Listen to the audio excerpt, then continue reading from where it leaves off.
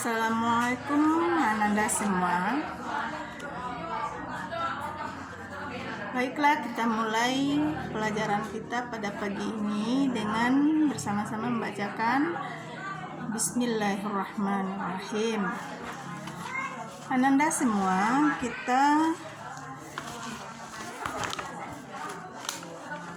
materi kita pada pagi hari ini adalah tentang biaya peluang, prinsip, motif ekonomi, dan ekonomi syariah. Biaya peluang itu disebut juga dengan istilah opportunity cost. Sekarang kita perhatikan apa itu definisi dari biaya peluang. Biaya peluang adalah nilai pilihan terbaik yang lain yang tidak digunakan. Dan juga dapat diartikan biaya peluang itu nilai barang atau jasa yang dikorbankan karena memilih alternatif kegiatan lain. Kemudian ada yang mengartikan biaya peluang itu adalah ketika seseorang tenaga kerja memilih suatu pekerjaan pada waktu itu muncul peluang karena dia mengabaikan peluang pekerjaan yang lain. Contoh, kita di dalam madrasah kita banyak kegiatan ekstrakurikuler misalnya. Dalam kegiatan ekstrakurikuler tersebut banyak yang akan kita pilih. Sementara waktunya bertepatan, maka kita pilihlah salah satu dari kegiatan ekstra tersebut. Kita contohkan, ada forum Nisa, ada tahfiz, ada khotbah, ada ceramah dan segala macam gitu. Ada kasidah dan nasyid. Kemudian kita akan memperhatikan mana yang lebih utama bagi kita, mana yang banyak manfaatnya, mana yang banyak yang bisa kita memperoleh ilmu pengetahuan di sana dan keterampilan kita bertambah. Nah, maka kita pilihlah misalnya salah satu, kita pilih tahfiz misalnya. Karena tahfiz itu bisa nanti kalau kita bisa tahfiz 7 atau 10 juz nanti bisa masuk ke perguruan tinggi dengan mudah gitu. Nah, itu salah satu contoh bahwa biaya peluang itu ya apa yang kita pilih maka yang lainnya akan hilang gitu. Nah, itu yang dinamakan dengan biaya peluang. Kemudian di dalam kehidupan kita hari ini, zaman sekarang itu banyak sekali biaya-biaya peluang itu dalam bidang usaha. Apapun usaha yang akan kita lakukan itu bisa kita memilih sesuai dengan permintaan konsumen. Kemudian prinsip dari ekonomi. Prinsip ekonomi adalah dasar berpikir yang digunakan manusia dalam memaksimumkan suatu tujuan melalui pengorbanan tertentu dan untuk mencapai tujuan tertentu dengan pengorbanan sekecil mungkin. Maksudnya semakin kita lihat pengorbanan yang kita keluarkan itu sedikit, tetapi hasilnya memuaskan, hasilnya bagus, berkualitas, maka kita itu sudah memakai prinsip ekonomi dalam kehidupan kita. Contoh di sini, bagaimana mencapai hasil optimum dengan pengorbanan tertentu. Misalnya, berusaha menghasilkan kue kering sebanyak-banyaknya dengan modal 10 juta misalnya. Nah, kita cari peluang-peluangnya bagaimana, kesempatan-kesempatan bagaimana, dan bagaimana prinsip-prinsip atau ketentuan-ketentuan yang dipakai. Begitu pula kita ingin memperoleh nilai yang bagus. Bagaimana usaha-usaha yang kita lakukan? Misalnya kita harus rajin bertanya, harus rajin membaca, menambah wawasan, sehingga nanti kalau dalam jawaban-jawaban esai kita bisa memberikan contoh yang luas ruang lingkupnya. Itu berarti akan berbeda ya pola pikir orang yang mempunyai prinsip dengan orang yang tidak mempunyai prinsip. Dalam ekonomi juga seperti itu. Nah, prinsip ekonomi di sini bukan berarti kita itu kikir terhadap diri kita, tetapi kita memperhitungkan bahwasanya ini bermanfaat atau tidak bermanfaat, kita kerjakan atau kita lakukan. Itu yang dimaksud dengan prinsip ekonomi. Kemudian yang ketiga adalah motif ekonomi.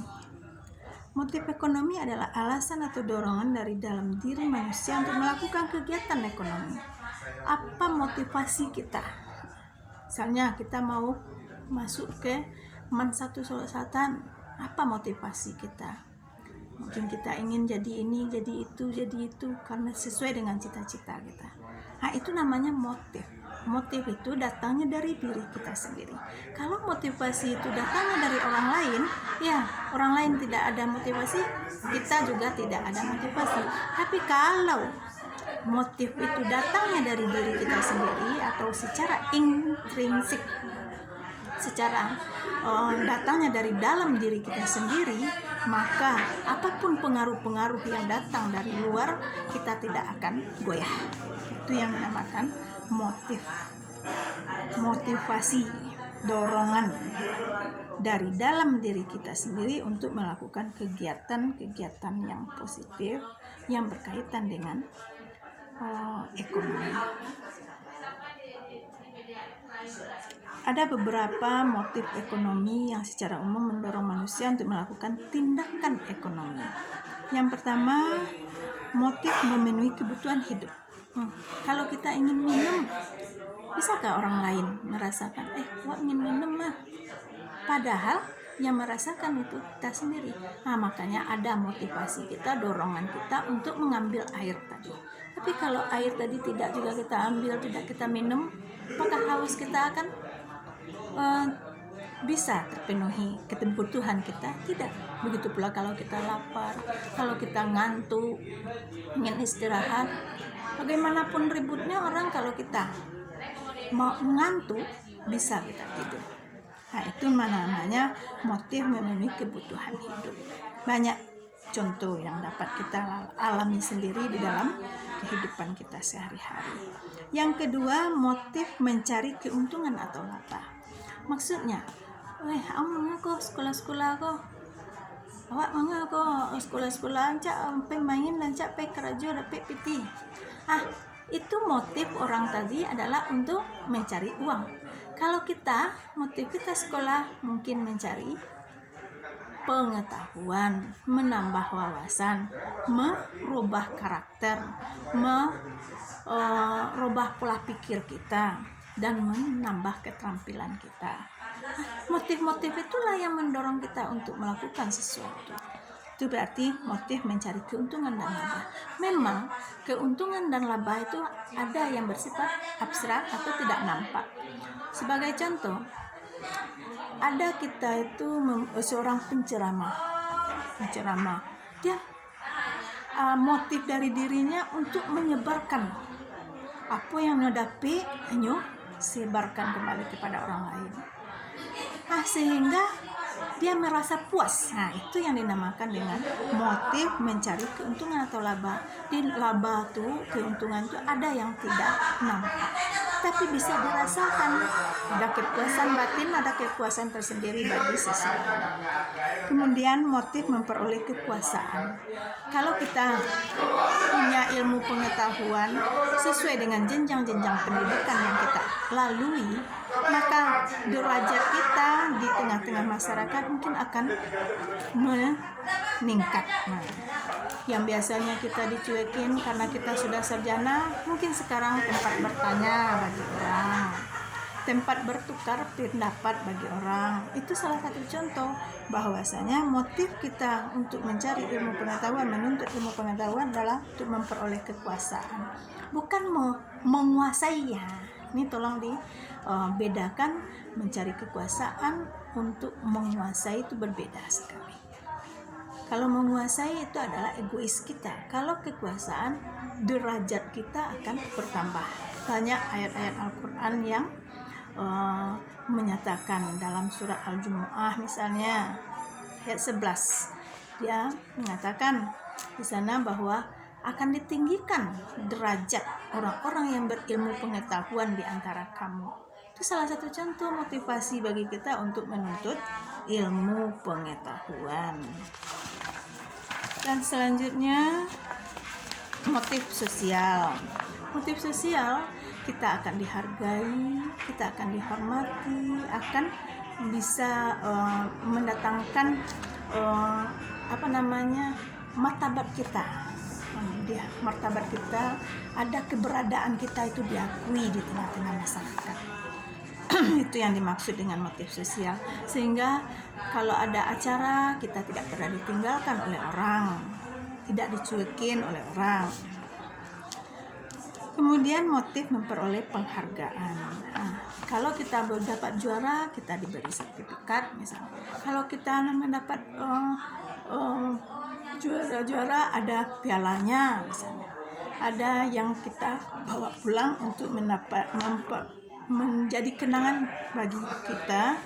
Dan begitu pula kalau kita sekolah, ada ijazah yang kita terima dan ada ilmu yang kita peroleh. Itu penghargaan. Penghargaan itu ada yang tertulis, ada yang tidak tertulis.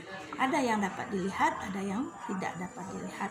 Contohnya penghargaan dari Allah Subhanahu wa taala itu tidak dapat dilihat, tapi dapat dirasakan bagi kita.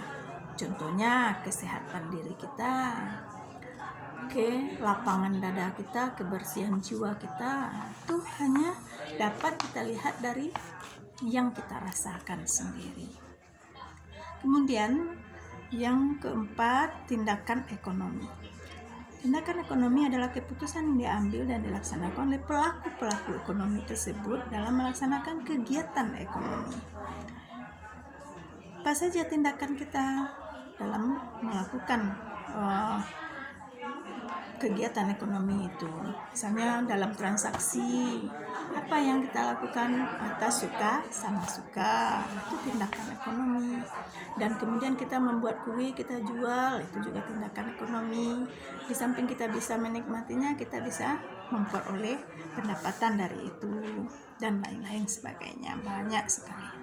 Dan kemudian pembagian ilmu ekonomi itu ada ilmu ekonomi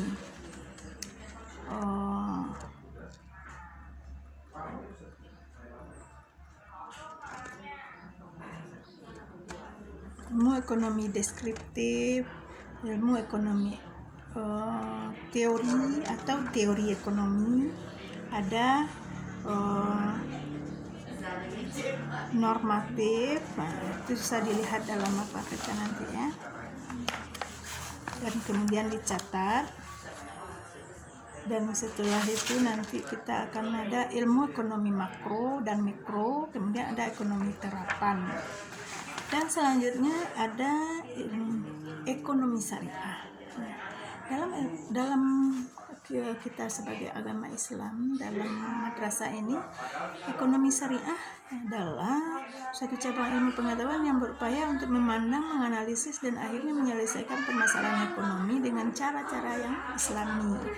Kalau terjadi kendala-kendala atau perbedaan-perbedaan pendapat dalam melakukan transaksi dan segala macam yang dilakukan dalam tindakan ekonomi dan kegiatan ekonomi yang kita sehari-hari, maka kita cari dalil-dalilnya dari dalam Al-Quran. Itu tujuannya ekonomi syariah tersebut. Kita pelajari. Jadi kita cari landasan-landasan yang kuat sehingga kita bersatu untuk melaksanakan kegiatan-kegiatan ekonomi tersebut. Kemudian tujuannya untuk kesejahteraan masyarakat, membentuk tatanan masyarakat yang sosial, solid, dan bersaudara, ukhuwah Islamiyah terjamin, kemudian mencapai distribusi pendapatan kekayaan secara adil dan merata, dan kemudian ada rahmatan lil alamin yang kita lakukan dalam kehidupan kita sehari-hari. Kemudian menciptakan kebebasan individu dan kesejahteraan dalam sosial atau dalam masyarakat. Dan banyak lagi tujuan-tujuan yang dapat kita pahami di dalam ekonomi syariah. Yang kemudian ada prinsip ekonomi syariah, itu berdasarkan kepada ajaran-ajaran Al-Quran, yaitu Al-Quran dan Sunnah Nabi. Bagaimana cara kita bertransaksi itu ada dalam pelajaran fikih. Kemudian karakteristik ekonomi syariah menggunakan sistem bagi hasil, dan ada beberapa macam, silakan dibaca nanti. Dan untuk minggu yang akan datang kita sudah membahas tentang dua materi ini, dua pokok bahasan, dua kadi. Maka oleh sebab itu kita minggu yang akan datang akan melaksanakan UH atau PH namanya ya, yaitu penilaian harian tentang materi yang kita bahas dan kita baca, kita catat dan kita pahami. Demikianlah pada pagi hari ini, mudah-mudahan kita bisa memahami dan menghayati apa pelajaran kita. Dan ibu ingatkan kembali, ibu kemarin sudah memerintahkan untuk menghafal surat Luqman ayat 20. Nah, itu belum banyak yang mengirimkan videonya. Jadi oleh sebab itu ibu akan memberikan penilaian psikomotornya dari hafalan itu. Dan kalau PH itu adalah penilaian kognitifnya. Itu yang perlu dipahami. Dan demikian pada hari ini pelajaran kita tutup dengan membacakan Alhamdulillahirrahmanirrahim. Terima kasih atas perhatiannya. Mohon maaf atas segala kekurangan. Wabillahi taufiq wal hidayah. Assalamualaikum warahmatullahi wabarakatuh.